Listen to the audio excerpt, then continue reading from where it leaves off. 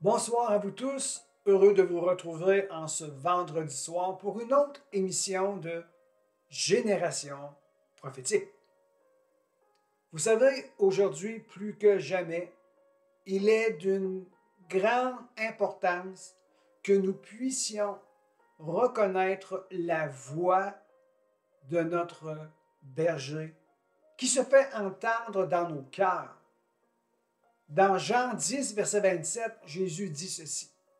« Mes brebis entendent ma voix, je les connais et ils me suivent. » La capacité de chaque personne née de nouveau, c'est-à-dire qui ont reçu Jésus-Christ comme leur sauveur, et de ce sauveur, ils ont pris la décision de le faire Seigneur dans leur vie et de commencer à suivre les enseignements qui proviennent de sa parole.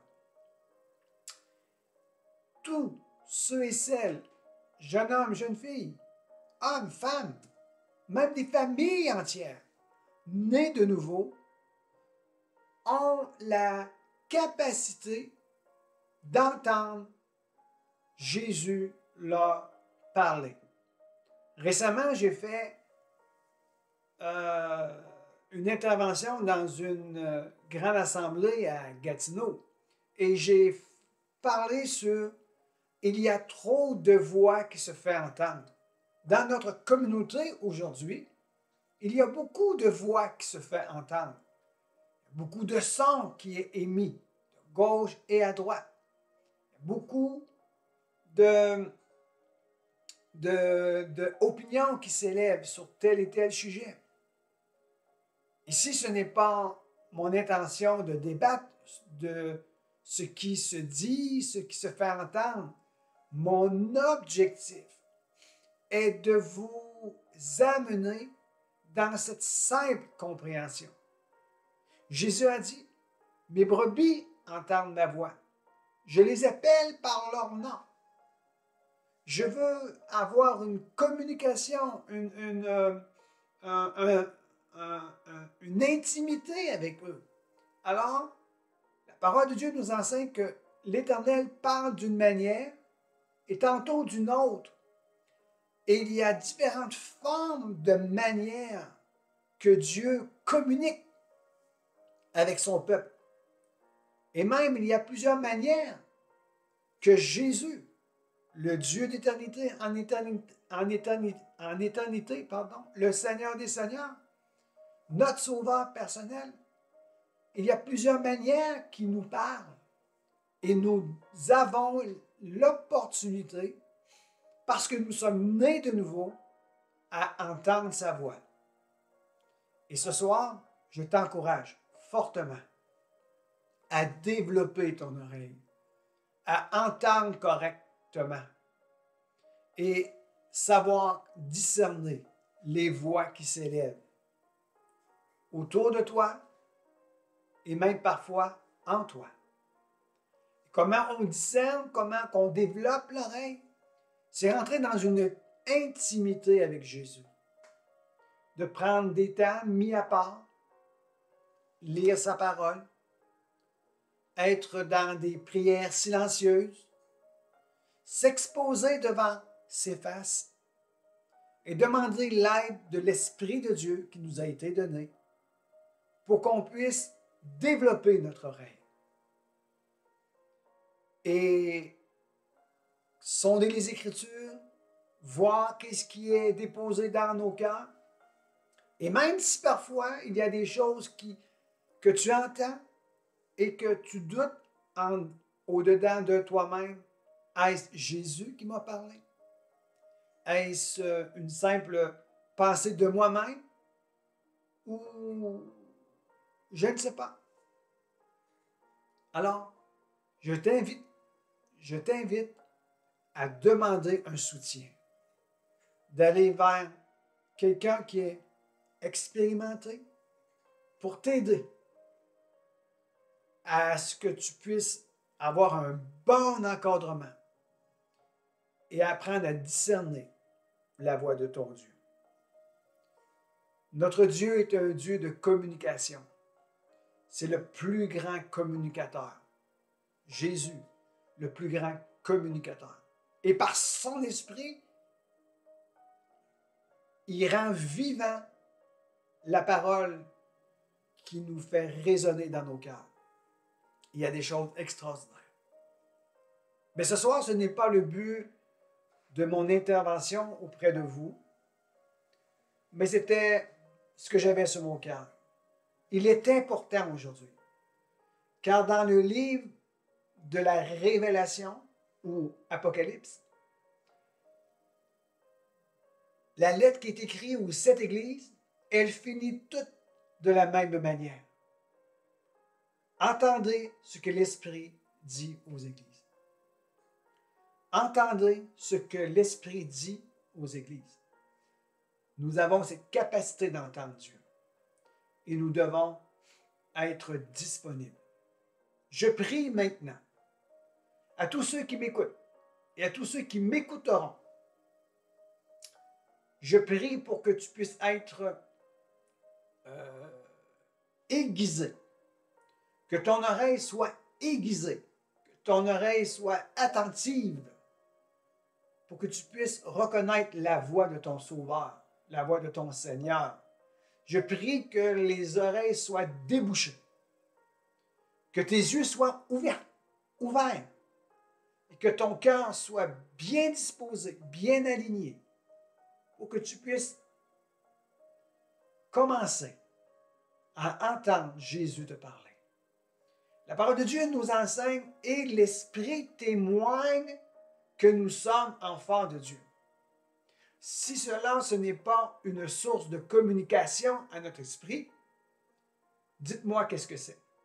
Le Saint-Esprit témoigne que nous sommes enfants de Dieu. Et c'est par le même esprit que nous pouvons dire Abba Père. Mais comment on reçoit cela? C'est parce que dans notre esprit, on l'entend. Non pas seulement d'une façon audible, mais par différentes façons. Et je reviendrai dans une émission dans le futur pour parler simplement de comment entendre la voix de Dieu, comment développer l'oreille, comment et quelle manière que Dieu utilise pour communiquer avec nous. Je prie, je continue la prière que j'ai commencée il y a quelques instants. Je prie pour que tu puisses désirer ardemment d'entendre Dieu te parler.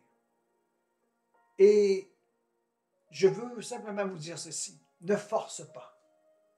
L'Esprit est avec toi. Le Saint-Esprit est avec toi. Si tu l'as reçu dans ton cœur, ce Jésus merveilleux, le Saint-Esprit vient habiter dans ton esprit. Et quand tu es dans une pièce avec quelqu'un, avec ta conjointe, ton époux, un frère, une sœur, tes enfants, tu as simplement à dire, un homme qui parle à sa femme, par exemple, « Chérie, est-ce que tu peux venir ici? » Et elle va te répondre. Et ça se fait automatiquement. Pourquoi? Parce que tu sais qu'elle est là et tu sais qu'elle peut t'entendre. C'est simple comme exemple, mais si nous savons que le Saint-Esprit vit en nous, et si nous savons qu'il peut nous entendre, il peut nous répondre. Je répète ici. C'est fort simple. Si nous savons qu'il est là,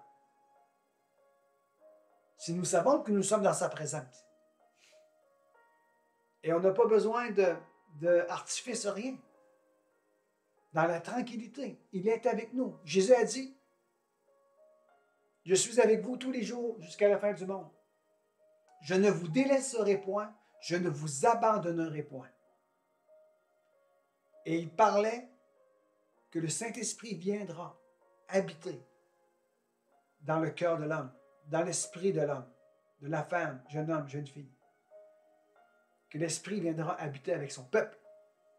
Alors, si nous prenons conscience qu'il est là, et nous savons qu'il nous écoute, on peut dialoguer avec. Et si on a cette audace, ce courage, la foi de dialoguer avec le Saint-Esprit, il y en a qui prient. Je sais que tous qui me regardent maintenant, d'une manière ou d'une autre, tu as déjà prié. Probablement que tu pries et que tu as une bonne vie de prière. Mais la bonne vie de prière, une vie de prière, doit être aussi enveloppée de entendre sa voix. Sinon, il te manque quelque chose à ta vie de prière. Si tu ne l'entends pas quand tu pries, il te manque quelque chose. Et je prie pour que tu puisses recevoir, comprendre cette révélation, que le Saint-Esprit peut te parler. Alors, je reprends le même exemple que j'ai pris tantôt. Si tu veux t'adresser à ton épouse, et tu sais qu'elle est là, et tu l'appelles à venir ici, si tu sais qu'elle est là, et qu'elle est en mesure de t'entendre, elle va répondre, n'est-ce pas? Le Saint-Esprit, c'est la même chose. Si tu sais qu'il est là, si tu sais qu'il est capable de t'entendre, il viendra. Il te répondra. Je prie de tout mon cœur que le peuple de Dieu puisse devenir des hommes et des femmes, jeunes hommes, jeunes filles, des familles entières, avec la capacité d'entendre Dieu parler pour, premièrement, sa propre vie, pour sa vie de famille, pour la mission à laquelle tu es appelé à être et à manifester. Que le peuple de Dieu puisse entendre son Sauveur et son Seigneur. C'est une source de grande bénédiction. Et le prophétique, c'est en quelque sorte recevoir la révélation du cœur du Père. Le prophétique, c'est être en mesure de reconnaître les intentions du cœur du Père en faveur de l'humanité ou en faveur d'un homme, d'une femme. Le prophétique, c'est être en mesure d'aller puiser dans le cœur du Père et d'entendre le Saint-Esprit dire quelque chose à propos du cœur du Père en faveur de quelqu'un. Et ceux et celles qui sont capables d'entendre Dieu parler, sont capables de recevoir à travers toutes les manières que le Saint-Esprit communique la pensée et la profondeur du cœur du Père, dans toutes les manières que Dieu utilise, quand que quelqu'un entend et comprend, il a une onction prophétique sur sa vie. D'ailleurs, la pensée de Moïse, dans Nombre, il disait que tout le peuple de l'Éternel soit des prophètes. Et le mot ici, prophète, c'est mis dans un contexte que tous les enfants de Dieu, tout le peuple de Dieu, dans son ensemble, petit, grand, puissent être inspirés ou conduits par l'Esprit. Et cela a eu lieu et cela s'est accompli à la Pentecôte. Tous ceux et celles qui étaient rassemblés ensemble le Saint-Esprit survenant sur eux. Et des langues de feu se sont séparées, se posèrent sur chacun d'entre eux. Et tous se mirent à parler en d'autres langues. Et à partir de cette expérience, les hommes et les femmes, jeunes hommes, jeunes filles, des familles entières, sont inspirés, conduits par l'Esprit. Les hommes, les femmes prophétiques, et il y a plusieurs couleurs dans le prophétique, il y a plusieurs dimensions, plusieurs façons que le prophétique fonctionne. Mais le prophétique, c'est de révéler les intentions du Père en faveur de quelqu'un. Alors, tous ceux et celles qui sont conduits par l'Esprit agissent comme des fils de prophètes. Je ne dis pas qu'ils sont dans l'office du prophète, mais ils agissent comme des fils de prophètes qui égale, fils de prophète égale des hommes inspirés de l'Esprit, des femmes inspirées de l'Esprit, des jeunes hommes, des jeunes filles inspirés de l'Esprit. N'est-ce pas ce que l'apôtre Paul nous a enseigné? Marchez par l'Esprit. Laissez-vous conduire par l'Esprit. Ceux et celles qui lui obéissent sont les fils de Dieu, conduits par l'Esprit. Alors, pour que le mouvement prophétique ait lieu dans notre génération, cela simplement signifie ceci: être conduit par l'Esprit. Soyez remplis du Saint-Esprit afin d'être conduits par l'Esprit. Être remplis pour être conduits par l'Esprit, et nous devenons des êtres animés du Saint-Esprit. Par conséquent, nous sommes des potentiels pour révéler le cœur du Père en faveur de l'humanité. Et cela, c'est le prophétique. Je tiens à bénir votre vie. Je tiens à ce que la grâce de Dieu soit multipliée sur vos vies.